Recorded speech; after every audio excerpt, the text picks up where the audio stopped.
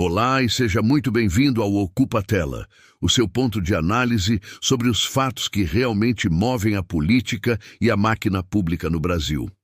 Hoje, colocamos uma lupa sobre um marco na história jurídica e política do país: o cálculo da progressão de pena do ex-presidente Jair Bolsonaro. Condenado a 27 anos e 3 meses de prisão por participação na trama golpista, a Justiça do Distrito Federal acaba de estimar a data em que ele poderá legalmente progredir do regime fechado para o semiaberto, 23 de abril de 2033. Essa não é apenas uma data judicial.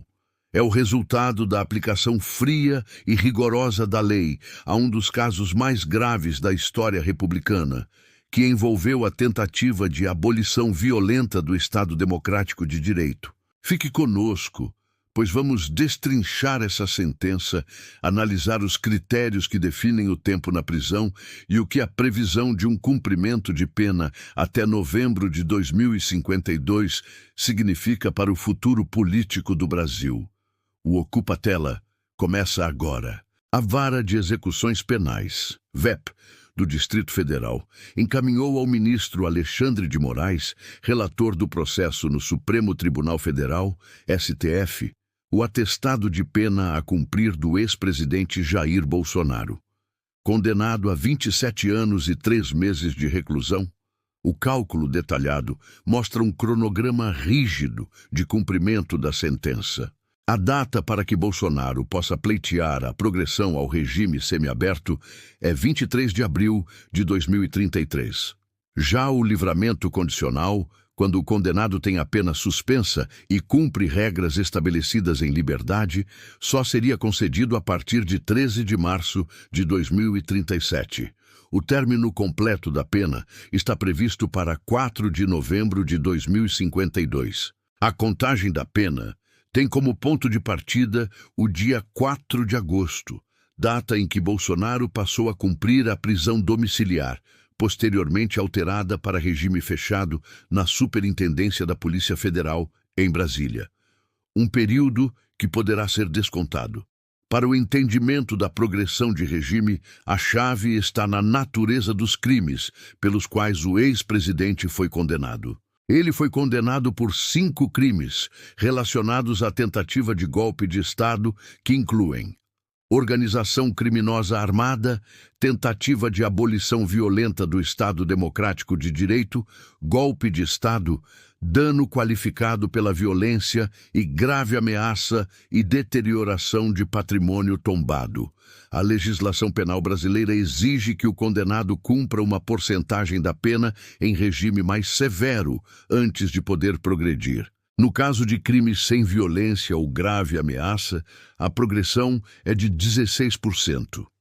No entanto, devido à natureza dos crimes cometidos por Bolsonaro e à interpretação do STF de que houve violência e grave ameaça, especialmente na tentativa de abolição e no golpe de Estado, a porcentagem de cumprimento de pena necessária para a progressão para o semiaberto é elevada para 25% da pena total. Em termos práticos, 25% da pena de 27 anos e 3 meses equivale a pouco mais de 6 anos e 9 meses de reclusão em regime fechado. É o cumprimento desse período mínimo que define a data de 2033 para o semiaberto. A única exceção de menor percentual é o crime de deterioração de patrimônio tombado, que, por ser de menor gravidade, exige 16% de cumprimento, mas é somado ao restante da pena mais severa, elevando o tempo total. É fundamental ressaltar que a progressão de regime não é automática. O atestado da VEP é um cálculo meramente matemático.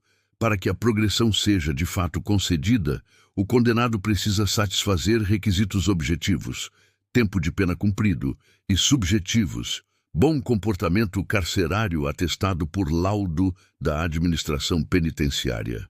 A defesa do ex-presidente ainda insiste em recursos jurídicos, como a apresentação de embargos infringentes, tentando reverter a decisão do ministro Alexandre de Moraes, que negou outro recurso, embargos de declaração, e determinou a execução imediata das penas. Embora os recursos ainda busquem ajustar a pena ou questionar a condenação, eles têm pouca margem para reverter o trânsito em julgado da ação principal, que já foi decidido pelo STF.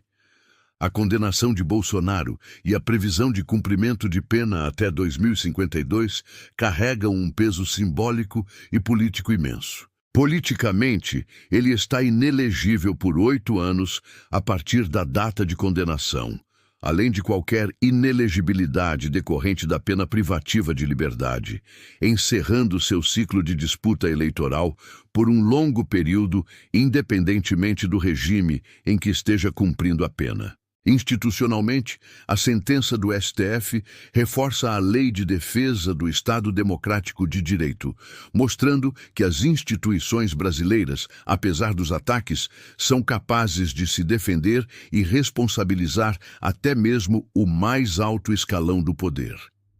Os prazos para a progressão ainda podem ser teoricamente reduzidos por meio de remissão de pena, descontos concedidos por trabalho ou estudo na prisão.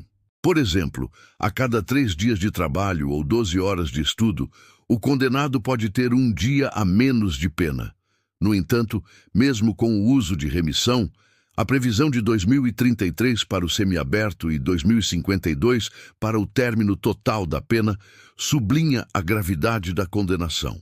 A transparência da Justiça do DF, ao detalhar este cronograma, é essencial para a accountability do sistema penal.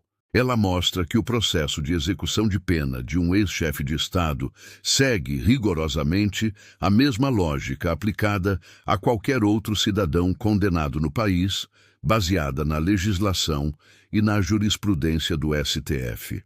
Chegamos ao fim de mais uma análise aqui no Ocupa Tela, e a mensagem que fica da sentença é cristalina. A luta pela preservação do Estado Democrático de Direito se reflete na aplicação da pena. A Justiça estabeleceu o cronograma, e ele é um duro lembrete de que crimes contra a democracia não passarão impunes. Os prazos para o semiaberto e a liberdade condicional são balizas que definem o tempo de reclusão necessário para que a lei seja cumprida em sua totalidade. E você? O que pensa sobre os prazos estabelecidos pela Justiça? A pena é proporcional aos crimes cometidos contra a democracia? Deixe seu comentário aqui embaixo, interaja conosco e compartilhe este vídeo para que mais pessoas entendam os bastidores jurídicos de uma condenação histórica. Se você valoriza a vigilância democrática e a análise sistêmica da política, inscreva-se no canal, ative o sininho e venha ocupar a tela conosco na próxima análise.